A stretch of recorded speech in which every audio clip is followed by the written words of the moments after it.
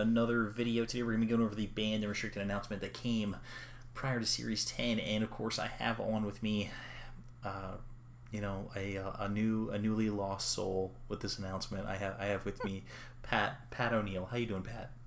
Um, Devastated, but also kind of happy because, like, again, as I was saying earlier, on one hand, gold. On the other hand, inexplicable amounts of pain.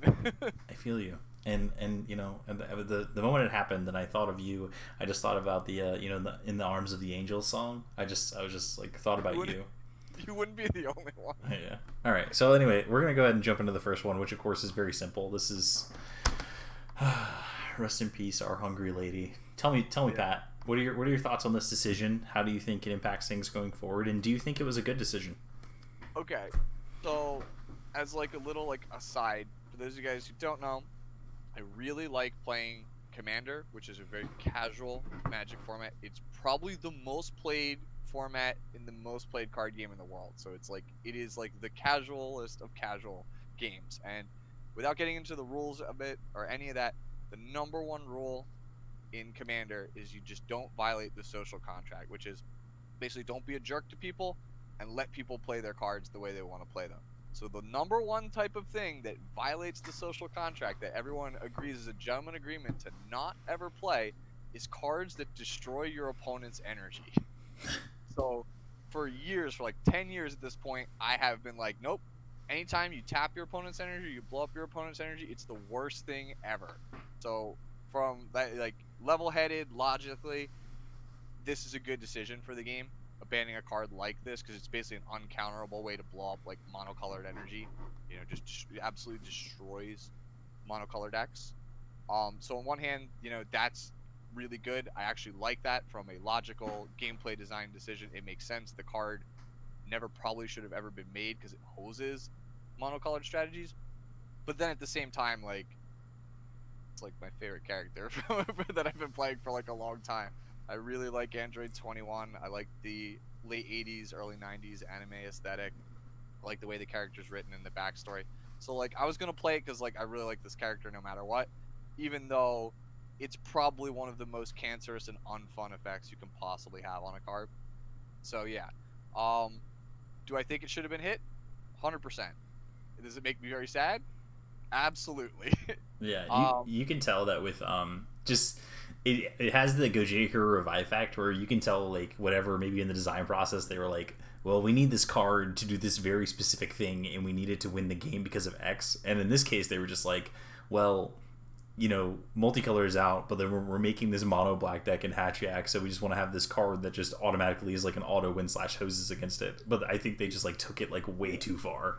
it feels like they were just like, we want people to play blue green like multicolor, and I guess what was it, yellow red was yellow. We wanted people to play these two multicolor strategies. We want you to play multicolor because that's what the whole set is about. And then we have this deck, this blue green deck, and we decided that its niche thing is ramp.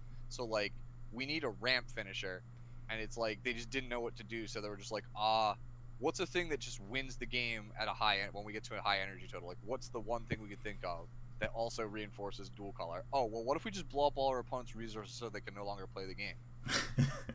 seems And it's seems just like, reasonable. and it's like you look at it and you're like, because I've been on the receiving end of Violent Predator, and I've Violent Predatored a lot of people in my time, like a lot of people. And what ends up happening is it's just not fun for the other player because they are in a situation where it's going to take you 2 or 3 turns to kill them with I was gonna non-effective. say it doesn't happen right away. It doesn't actually just win the game. Like, see, it's the most feels bad thing. It's like, to go back to the Commander example, the very first Commander that I used to play was Joyra. Joyra does this one specific thing, which is I'm going to play a boss monster and blow up all of your energy so that you can no longer play the game. But then I'm going to take 6 turns to kill you with that creature.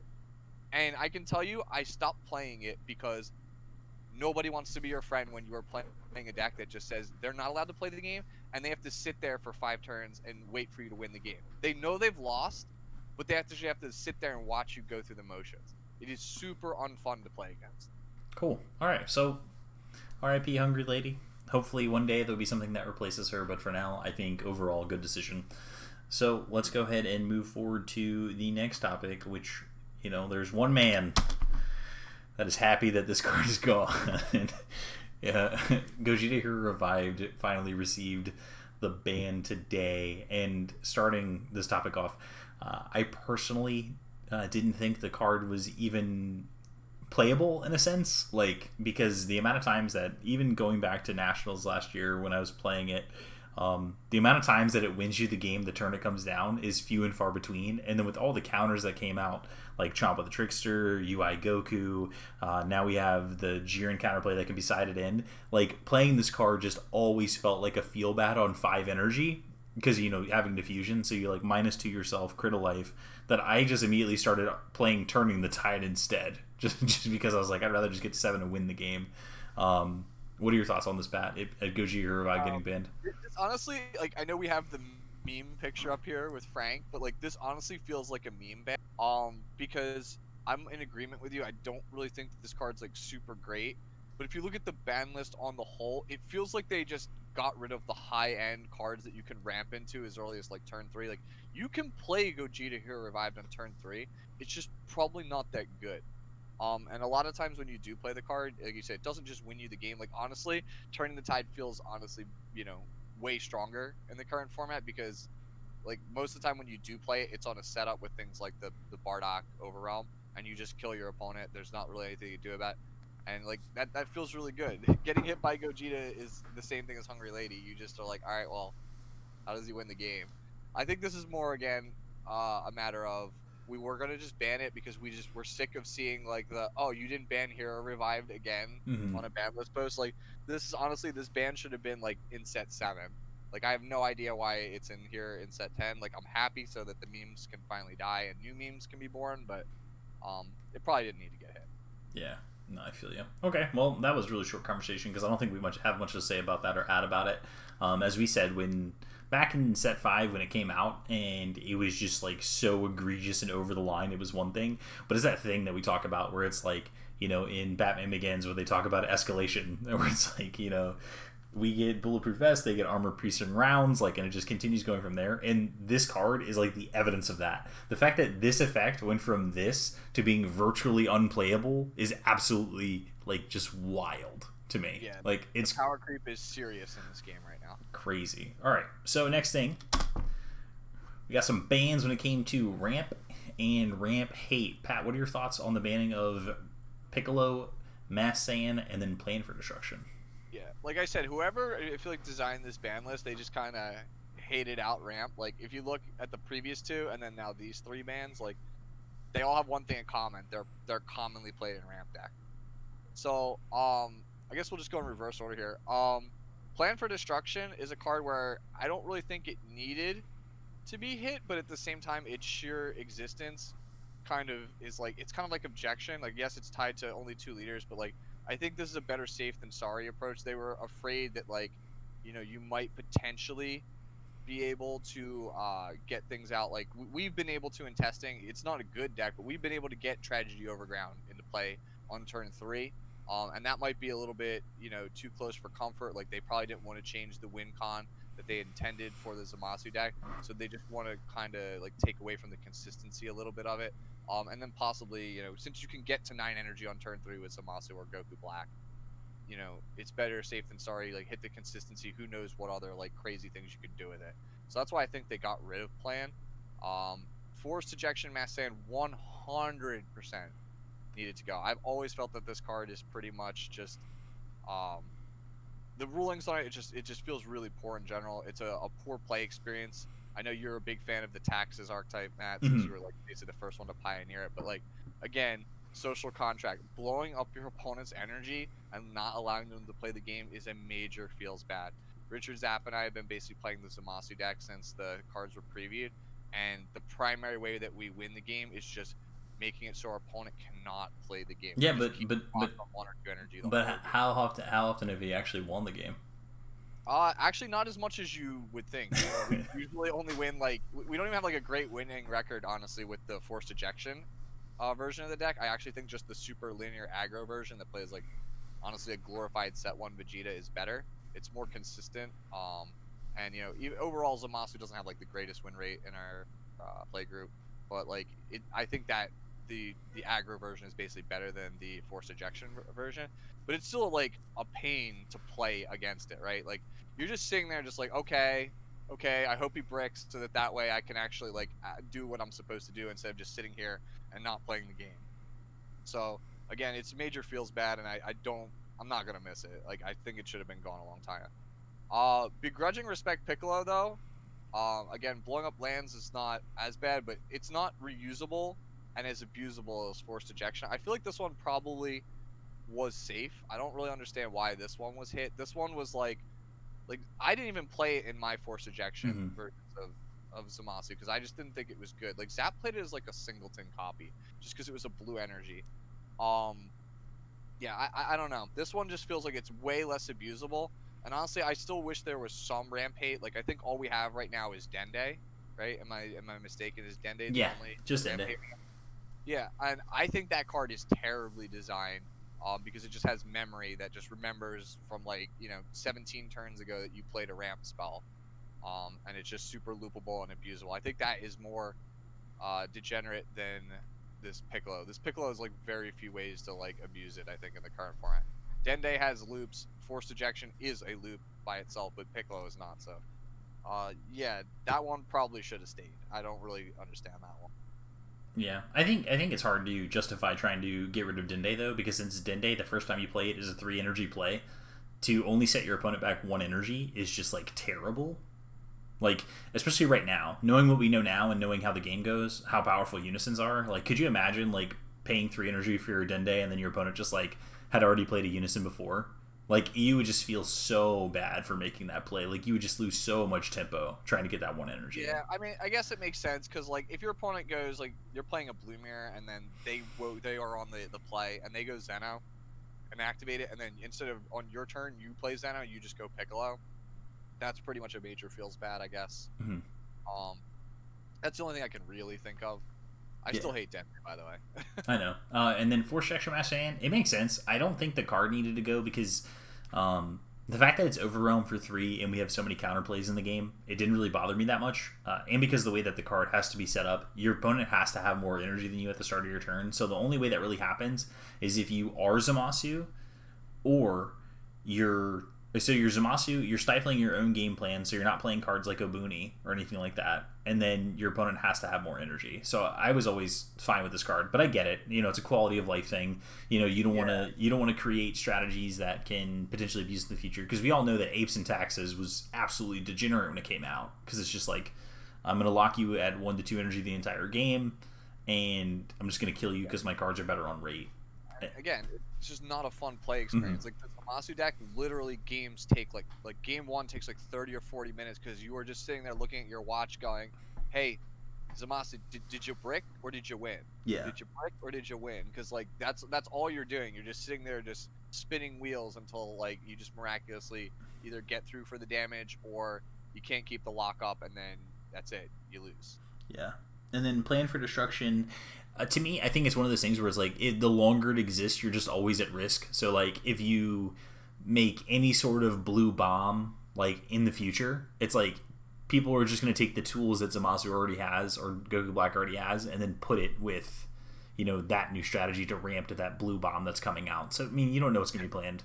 And then the only thing that was kind of confusing for me is like they hit Plan for Destruction, but then they also errata Goku Black, which I don't even think the Goku Black was even close to good.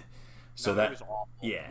We would do these shadow hands, right? Where we could get Tragedy Overground on turn 3, right? And that goes to your point about printing big bombs. Like if they ever print like a ridiculous 9-drop, you could get it turn 3. We already know that if this card exists.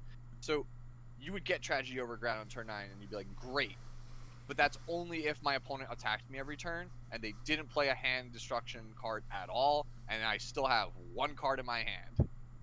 So it's like it was so easy to disrupt, and it only works in like solitaire scenarios where you get everything correct.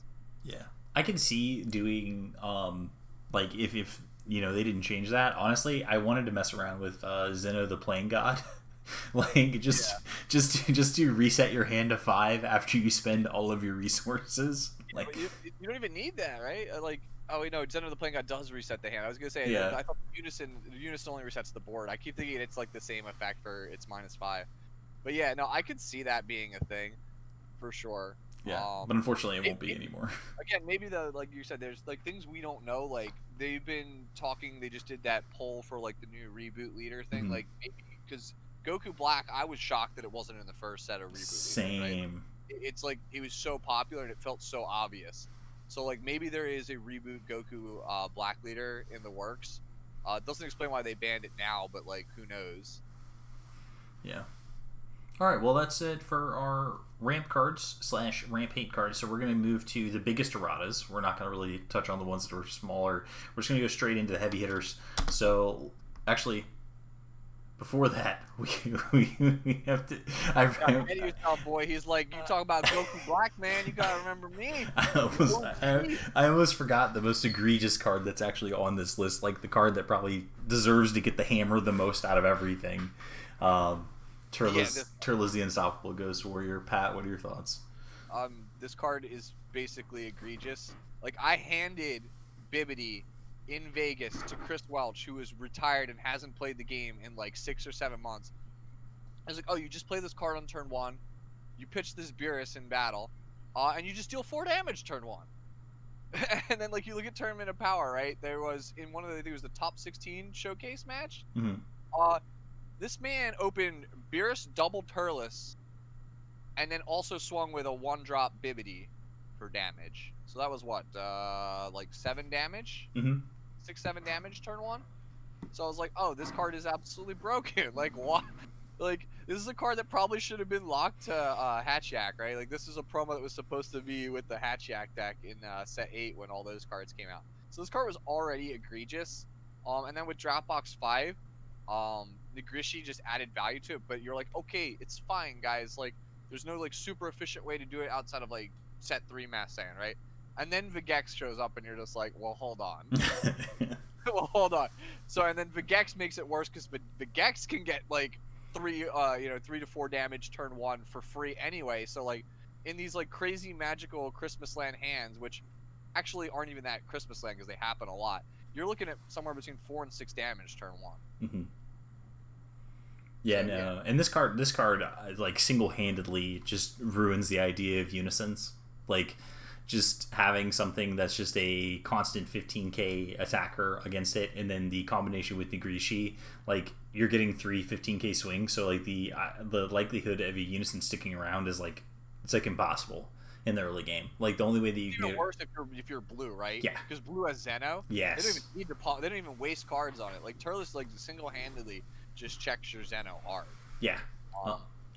Yeah, that's something that was coming up in a lot of our test games. Is just Turles just makes it like unless you're like, I mean we've only had a little bit of time with the red ones. Like unless you're like Sin Shenron, who's like for some reason 20k, Turles is basically destroying your unison, and unisons honestly just feel like they're everything right now because of the free cards that they afford you.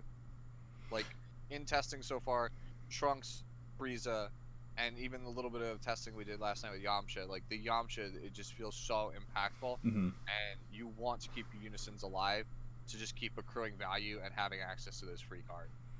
And Turles just says nah, and he just turns it off. Yeah, no, I completely agree with that, and just the experience of getting multiple of these out, chaining your turns, and with Vegex milling so much because it's bursting 5 to do anything. Also, the Turles puts other Turleses back. Exactly, you can just keep recycling them. Yeah, they just keep getting recycled, and it's like, oh. Yeah, this is definitely probably the most egregious card. I'm probably like, if I had to pick one card to get banned, and like only one card, it's probably this one. Like, as much as I think Hungry Lady is a degenerate card, like a poorly designed card, we probably would have been fine.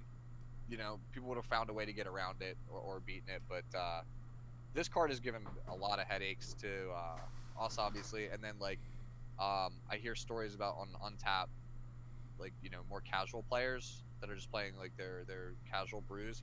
People are just like beating up on them with Jax in like 2 or 3 turns because they just opened 2 or 3 of this guy. He's too good for mid-range, for aggro, for unison control, for everything.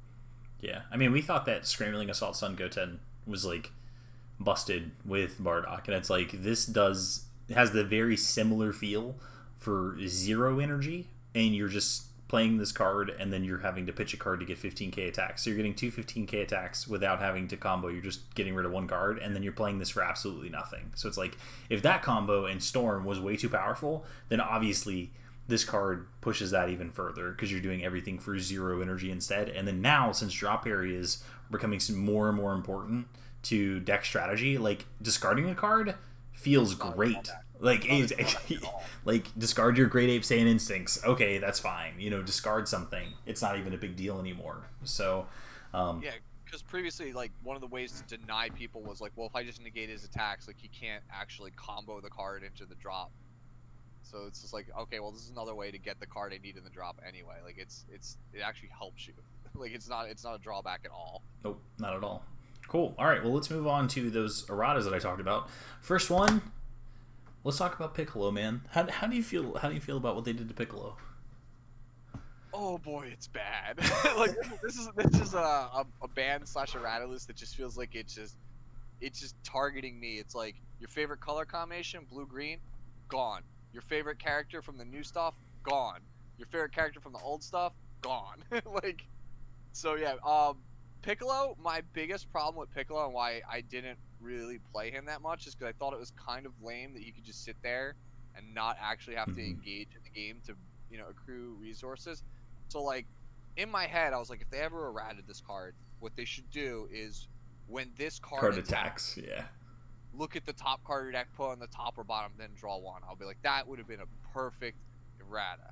So it encourages you for progressing the game state and not just sitting there and going, I'm just not going to attack until I assemble my, like, Gogeta Super 17 crazy ultra mega combo that wins the game in 1 hit. Or just, have you swing at me and I just go, oh, Cell's Kamehameha. Like, I hated that gameplay style. I hated it.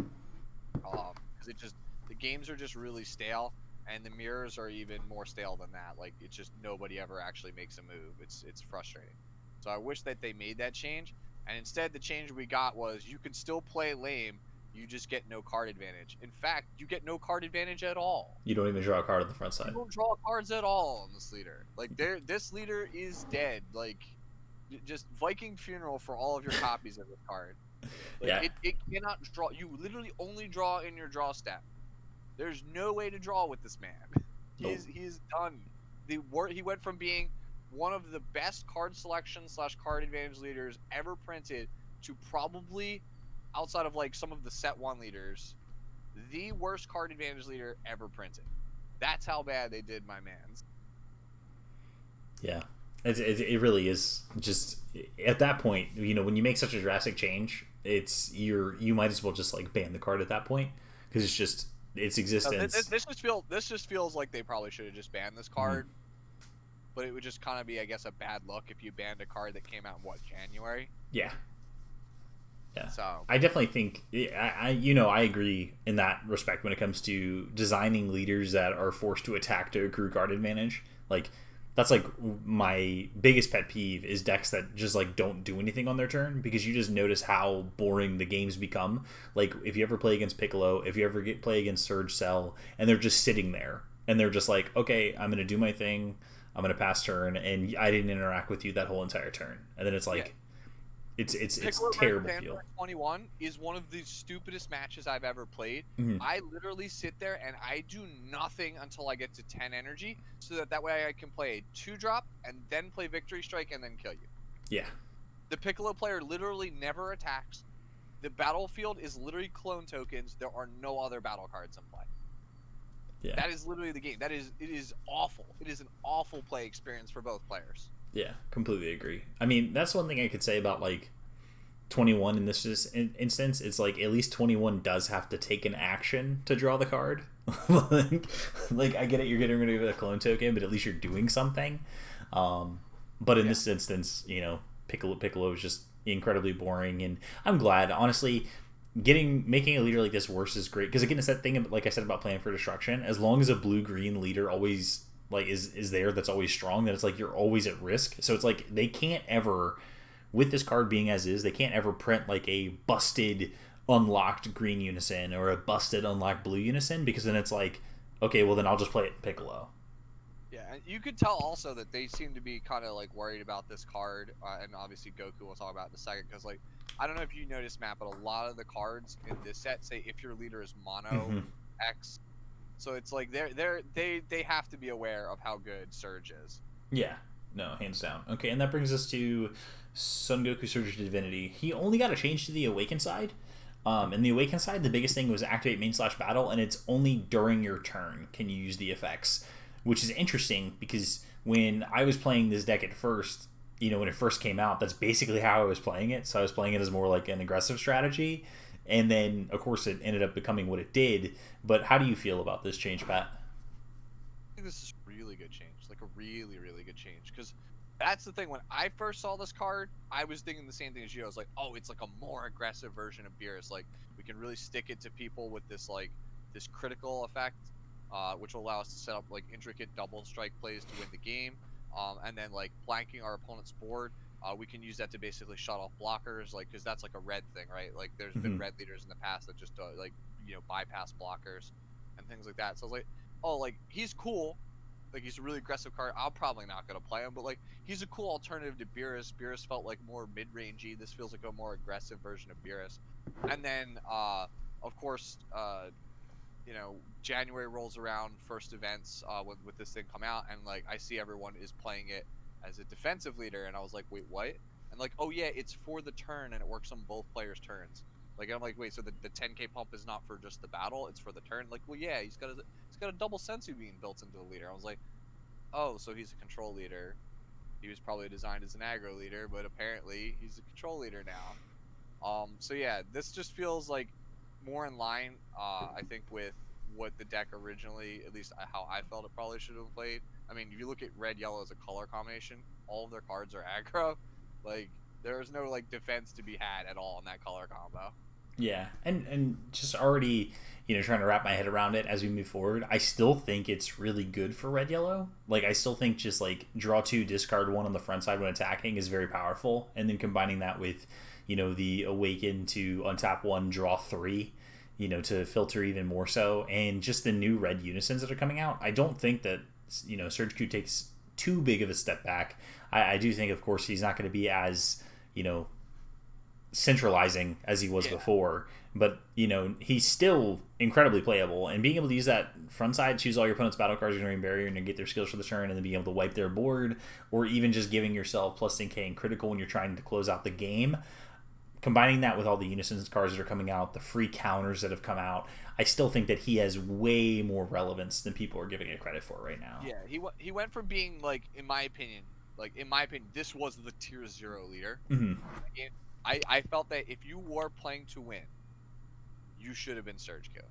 Like straight up, if you were playing competitive events, you should have been Surge Q. And like that's kind of why I was like, not super enamored with the Draft Box 5 format, because it just felt like Surge Q was just head and shoulders over every other thing you could possibly play. And there was like maybe 3 or 4 other things besides that. So now he goes from being like the tier 0 leader in my mind to like a low tier 1, high tier 2 leader. Like I still think he is a competitively viable leader. He might even be better than I'm giving him credit, right? He might still be really good because um, there's still a lot of stuff to test in set 10. Like there's a lot of stuff still to test. Agreed. Cool. All right. Well, that's it. We covered the banned, restricted slash errata announcement for Series 10. I think overall, Pat, if you were to give a grade on a scale of 1 to 10, how close to correct do you think that this banned slash errata list was? It's like probably like an 8.5.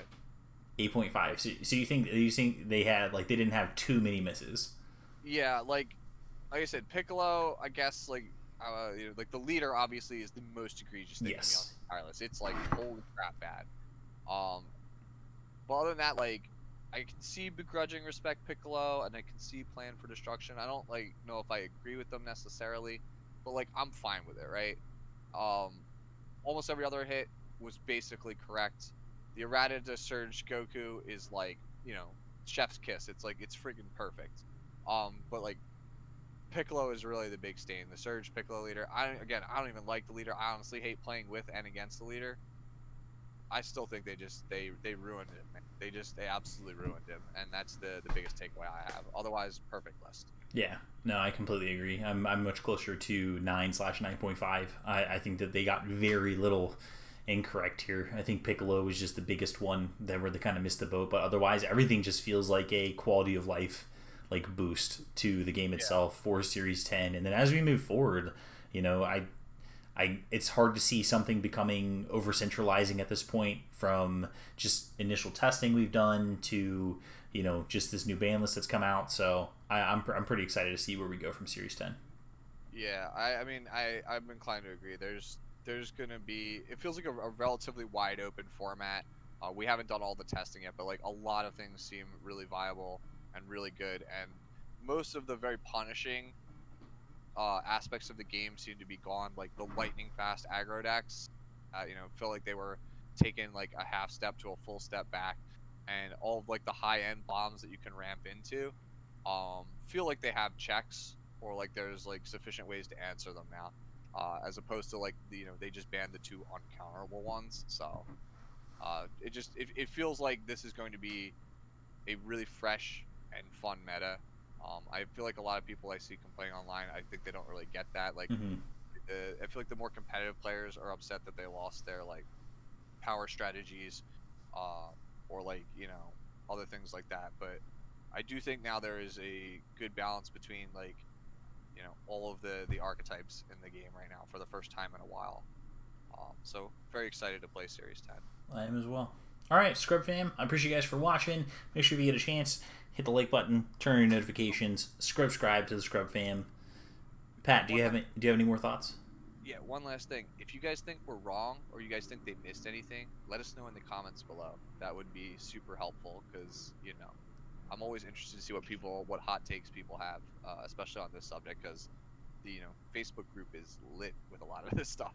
Facts. So make sure you do that. And then if you're looking to take your game to the next level and you're looking for more insight like this that goes deeper than just the stuff that is out there, we don't stay on the surface level. We dive deep here through Issue Productions. Make sure you check out the Patreon if you're looking to take your game to the next level and get content like this on a multi-day per week basis. Hashtag ScrubFam is best fam. Thank you so much, Pat, for joining us. Okay, thanks. Thanks. Bye. Bye.